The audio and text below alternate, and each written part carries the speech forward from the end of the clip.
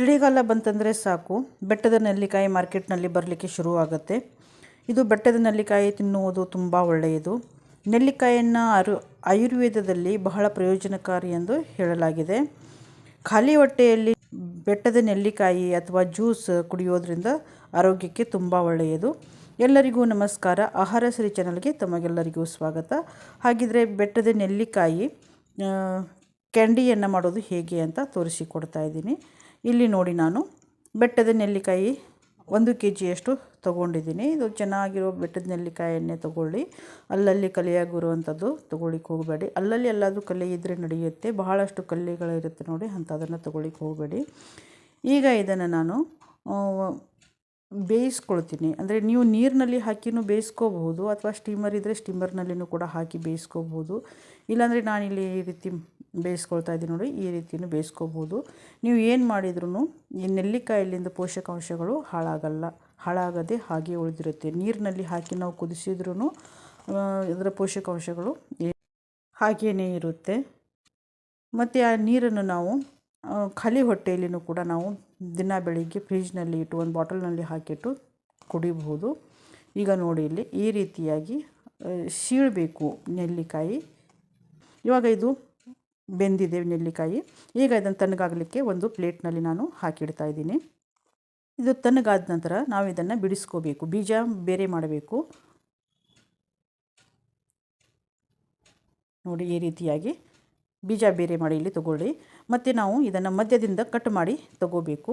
ಏಕೆಂದರೆ ದಪ್ಪ ಇದೆ ಬಹಳ ನೆಲ್ಲಿಕಾಯಿ. ದಪ್ಪ ಇರೋದ್ರಿಂದ ಬಾಯಲ್ಲಿ ಹಾಕಿದರೆ ದಪ್ಪ ದಪ್ಪ ಆಗುತ್ತೆ ಮತ್ತು ಒಣಗಲಿಕ್ಕೂ ಕೂಡ ಕಷ್ಟ ಆಗುತ್ತೆ. ಈಗ ಸ್ವಲ್ಪ ಬಿಸಿಲು ಸರಿಯಾಗಿ ಬರ್ತಾ ಇಲ್ಲ, ಹೀಗಾಗಿ ಇದು ಮಧ್ಯದಿಂದ ಕಟ್ ಮಾಡಿ ತೊಗೊಳ್ಳಿ. ಬಿಸಿಲು ಚೆನ್ನಾಗಿದೆ ಅಂದರೆ ನೀವು ಹಾಗೇನೂ ಕೂಡ ತೊಗೋಬಹುದು. ಈಗ ನಾನಿಲ್ಲಿ ಎಲ್ಲ ನೆಲ್ಲಿಕಾಯಿನೂ ಮಧ್ಯದಿಂದ ಕಟ್ ಮಾಡಿ ತೊಗೊಂಡಿದ್ದೀನಿ. ಇದಕ್ಕೇನು ಒಣಗಿಸ್ಲಿಕ್ಕೆ ಹೆಚ್ಚು ಬಿಸಿಲು ಬೇಡ. 1-2 ದಿನ ನೀವು ಎಳೆ ಬಿಸಿಲಿತ್ತಂದರೆ 1-2 ದಿನ ಒಣಗಿಸಿದರೆ ಸಾಕು. ಮತ್ತು ಬಹಳ ಖಡಕ್ ಬಿಸಿಲು ಇತ್ತು ಅಂದರೆ ಒಂದೇ ದಿನ ಇಟ್ಟರೇನು ಸಾಕಾಗತ್ತೆ. ಬಹಳ ಇದನ್ನು ಗಟ್ಟಿಯಾಗುವವರೆಗೂ ಇದು ಒಣಗಿಸಬಾರ್ದು. ಸ್ವಲ್ಪ ಒಣಗಿಸಿದರೆ ಸಾಕು, ಸ್ವಲ್ಪ ಮೆತ್ತಗೇ ಇರಬೇಕು ಅದು. ಈಗ ನಾನು 1 kg ಬೆಲ್ಲ ತೊಗೊಂಡಿದ್ದೀನಿ. 1 kgಗೆ ಸ್ವಲ್ಪ ಕಡಿಮೆ ಬೆಲ್ಲ ತೊಗೊಂಡಿದ್ದೀನಿ. ಯಾಕೆಂದರೆ ನಾವು ಬೀಜ ಎಲ್ಲ ತೆಗೆದಿರ್ತೀವಲ್ಲ, ಅದೇ 1/4 kgಯಷ್ಟು ಹೋಗಿರುತ್ತೆ. ಹೀಗಾಗಿ ಸ್ವಲ್ಪ ಕಡಿಮೆ ತೊಗೊಂಡಿದ್ದೀನಿ ಬೆಲ್ಲ. ಆದರೆ 1 kg ಇಲ್ಲಿ ನೀವು ಹಾಕ್ಬೋದು ಸಿಹಿ ಹೆಚ್ಚು ಬೇಕಂದರೆ. ಈಗ ಈ ಬೆಲ್ಲನ ಇಲ್ಲಿ ಚೆನ್ನಾಗಿ ಮಿಕ್ಸ್ ಮಾಡ್ಕೊಳ್ಳಿ. ಈಗ ನಾನಿಲ್ಲಿ ಕೈಯಿಂದ ಮಿಕ್ಸ್ ಮಾಡ್ತಾ ಇದ್ದೀನಿ.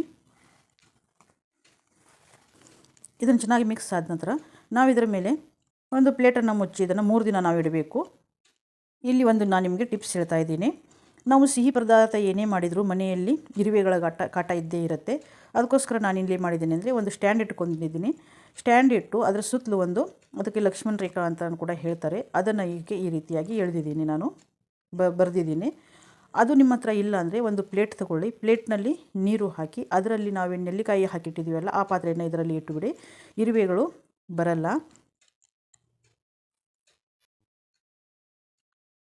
ಇಲ್ಲಿ ನೋಡಿ, ನಾನು ಇದು ಕ್ರೇಜಿ ಲೈನ್ಸ್ ಅಂತ ಹೇಳಿ ಇದನ್ನು ತೊಗೊಂಡಿದ್ದೇನೆ ನಾನು. ಇದಕ್ಕೆ ಲಕ್ಷ್ಮಣ ರೇಖಾನು ಅಂತ ಕೂಡ ಹೇಳ್ತಾರೆ.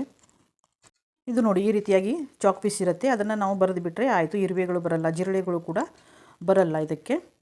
ಈಗ ನಾವು ಈ ನೆಲ್ಲಿಕಾಯಿ ಇದೆಯಲ್ಲ, 3 ದಿನ ನಾವು ಪ್ರತಿದಿನವೂ ಇದನ್ನು ಸ್ವಲ್ಪ ನೋಡಿ ಮಿಕ್ಸ್ ಮಾಡ್ತಾ ಇರಬೇಕು. ಹಾಗೆಯೇ ಇಟ್ಬಿಡಬಾರ್ದು, ಸ್ವಲ್ಪ ಮಿಕ್ಸ್ ಮಾಡ್ಕೊಳ್ತಾ ಇರಬೇಕು. 3 ದಿನ ಆದ ನಂತರ ನಾವು ಇದನ್ನು ತೆಗೆದು ಒಣಗಲಿಕ್ಕೆ ಹಾಕಬೇಕು. ಈಗ 3 ದಿನ ಆದ ನಂತರ ನೋಡಿ, ನಾನು ಒಂದು ಸಾನಿಗೆ ಮೇಲೆ ಇದನ್ನು ತೊಗೊಂಡಿದ್ದೀನಿ, ನಾನು ಸೋಸಿ ತೊಗೊಂಡಿದ್ದೀನಿ. ಮತ್ತು ಇದನ್ನು ನೋಡಿ ಈ ರೀತಿಯಾಗಿ ಒಂದು ಪ್ಲೇಟ್ ಅಥವಾ ಪ್ಲಾಸ್ಟಿಕ್ ಪೇಪರ್ ಮೇಲೆ ನೀವು ಹಾಕಿ ಇದನ್ನು ಒಣಗಿಸ್ಕೋಬೋದು. ಇಲ್ಲಿ ನೋಡಿ, 1-2 ದಿನ ನಾನು ಒಣಗಿಸಿ ಇಲ್ಲಿ ತೊಗೊಂಡಿದ್ದೀನಿ. ಚೆನ್ನಾಗಿ ಒಣಗಿದೆ. ಭಾಳ ಗಟ್ಟಿಯಾಗುವವರೆಗೂ ಒಣಗಿಸಬಾರ್ದು. ಇದನ್ನು ನೋಡಿ ಈ ರೀತಿಯಾಗಿ ಆದರೆ ಸಾಕು, ಸ್ವಲ್ಪ ಮೆತ್ತಗೇ ಇರಬೇಕು. ಇದರಲ್ಲಿ ನಾವು ಸಕ್ಕರೆ ಪೌಡರನ್ನು ಹಾಕಿ ಮಿಕ್ಸ್ ಮಾಡಿ ಒಂದು ಏರ್ ಟೈಟ್ ಕಂಟೈನರ್ನಲ್ಲಿ ಹಾಕಿ ಇಟ್ಟರೆ ನಾವು ವರ್ಷ ಇಡೀ ಇದನ್ನು ತಿನ್ನಬಹುದು. ಮತ್ತು ನೀರು ಉಳಿದಿದೆಯಲ್ಲ, ಬೆಲ್ಲ ಮತ್ತು ನೆಲ್ಲಿಕಾಯಿ ನೀರು, ಅದು ಕೂಡ ನಾನು ನಿಮಗೆ ಏನು ಮಾಡಬೇಕು ಅಂತ ಹೇಳ್ತೀನಿ. ವಿಡಿಯೋನ ಸ್ಕಿಪ್ ಮಾಡದೆ ನೋಡಿ. ಇಲ್ಲಿ ನೋಡಿ, ನಾನು ಕಲ್ಲು ಸಕ್ಕರೆ ಪೌಡರನ್ನು ತೊಗೊಂಡಿದ್ದೀನಿ. ನಾವು ಬೆಲ್ಲ ಹಾಕಿ ಮಾಡಿದ್ದೀವಿ, ಹೀಗಾಗಿ ಕಲ್ಲು ಸಕ್ಕರೆ ತೊಗೊಂಡಿದ್ದೀನಿ. ಕಲ್ಲು ಸಕ್ಕರೆಯನ್ನು ಪೌಡರ್ ಮಾಡಿ ಈ ರೀತಿಯಾಗಿ ನಾವು ಇದರ ಮೇಲೆ ಪೌಡರ್ ಹಾಕಿ ಮಿಕ್ಸ್ ಮಾಡಬೇಕು. ನೀವು ಬೇಕಿದ್ರೆ ಸಕ್ಕರೆ ಇರುತ್ತೆ ನೋಡಿ, ಆ ಸಕ್ಕರೆ ಪೌಡ್ರನ್ನು ಕೂಡ ತೊಗೋಬಹುದು. ಇದು ಹೆಲ್ದಿಯಾಗಿ ಇರಲಿ ಅಂತೇಳಿ ನಾನು ಕಲ್ಲು ಸಕ್ಕರೆಯನ್ನು ತೊಗೊಂಡಿದ್ದೀನಿ. ಈಗ ನಮಗೆ ಎಷ್ಟು ಬೇಕೋ ಅಷ್ಟು ಒಂದು 3-4 ಟೇಬಲ್ ಸ್ಪೂನಷ್ಟು ನಮಗೆ ಇಲ್ಲಿ, ಒಂದು 2-3 ಟೇಬಲ್ ಸ್ಪೂನಷ್ಟು ನಮಗೆ ಇಲ್ಲಿ ಸಕ್ಕರೆ ಬೇಕಾಗಬಹುದು. ಇದರ ಪೌಡ್ರ್ ಮಾಡಿ ನಾವು ಮೇಲಿಂದ ಪೌಡ್ರ್ ಈ ರೀತಿಯಾಗಿ ಹಚ್ಚಿ ನಾವು ಒಂದು ಏರ್ ಟೈಟ್ ಕಂಟೈನರ್ನಲ್ಲಿ ಹಾಕಿಟ್ರೆ ನಾವು ವರ್ಷ ಇಡೀ ಇದನ್ನು ತಿನ್ನಬಹುದು. ಇವಾಗ ಇಲ್ಲಿ ನೋಡಿ ಒಂದು ಗ್ಲಾಸಿನ ಜಾರ್ ತೊಗೊಂಡಿದ್ದೀನಿ. ಇದು ಗ್ಲಾಸಿನ ಜಾರ್ ಒಳಗಡೆಯಿಂದ ತಂಪಿರಬಾರ್ದು, ನೀರಿನ ಅಂಶ ಏನೂ ಇರಬಾರ್ದು. ಚೆನ್ನಾಗಿ ಒರೆಸಿ ನೀವು ಕಾಟನ್ ಬಟ್ಟೆಯಿಂದ ಒರೆಸಿ ತೊಗೊಳ್ಳಿ. ಅದರಲ್ಲಿ ಇದನ್ನು ಹಾಕ್ತಾಯಿದ್ದೀನಿ. ಇಲ್ಲಿ ನೋಡಿ ನಾನು ಆ ನೀರೇನು ಇತ್ತಲ್ಲ, ಆ ನೀರು ಏನು ಮಾಡಬೇಕು ಅಂದರೆ ಇದನ್ನು ಕೂಡ ಉಪಯೋಗಕ್ಕೆ ಬರುತ್ತೆ. ಇದು ಚೆಲ್ಲಿಕ್ಕೆ ಹೋಗಬೇಡಿ. ಒಂದು ಗ್ಯಾಸ್ ಮೇಲೆ ನಾನು ಇಟ್ಕೊಂಡಿದ್ದೀನಿ. ಇದನ್ನು ನಾವು ಚೆನ್ನಾಗಿ ಕುದಿಸ್ಕೋಬೇಕು. ಕುದಿಸ್ಕೊಂಡು ಇದನ್ನು ಒಂದು ಬಾಟಲ್ನಲ್ಲಿ ಹಾಕಿ ತುಂಬಿಡಬೇಕು. ಇವಾಗ ಇಲ್ಲಿ ನೋಡಿ ಕುದೀತಾ ಇದೆ. ಒಂದು 15ರಿಂದ 20 ನಿಮಿಷ ನಾನು ಇದನ್ನು ಕುದಿಸಿ ತೊಗೊಂಡಿದ್ದೀನಿ. ತಣ್ಣಗಾದ ನಂತರ ಇದು ಸ್ವಲ್ಪ ದಪ್ಪ ಆಗುತ್ತೆ. ಸಕ್ಕರೆ ಇದ್ದರೆ ಸ್ವಲ್ಪ ಇದಕ್ಕಿಂತಲೂ ದಪ್ಪ ಆಗುತ್ತೆ. ಇದು ಬೆಲ್ಲದಿಂದ ಮಾಡಿರೋದ್ರಿಂದ ಸ್ವಲ್ಪ ತೆಳ್ಳಗಿದೆ.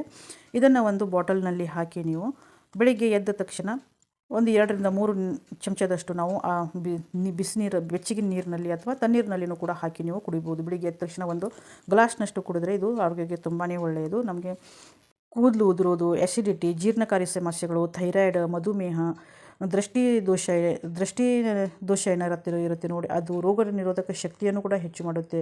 ಇಷ್ಟೆಲ್ಲ ಪ್ರಯೋಜನ ಇರುವಂಥ ಈ ನೆಲ್ಲಿಕಾಯಿಯನ್ನು ಬೇಗ ಹೋಗಿ ಮಾರ್ಕೆಟಿಗೆ ಹೋಗಿ ನೆಲ್ಲಿಕಾಯಿಯನ್ನು ತೊಗೊಂಡು ಬನ್ನಿ ಮತ್ತು ಈ ಸ್ವೀಟ್ ಕ್ಯಾಂಡಿಯನ್ನು ರೆಡಿ ಮಾಡಿಕೊಳ್ಳಿ.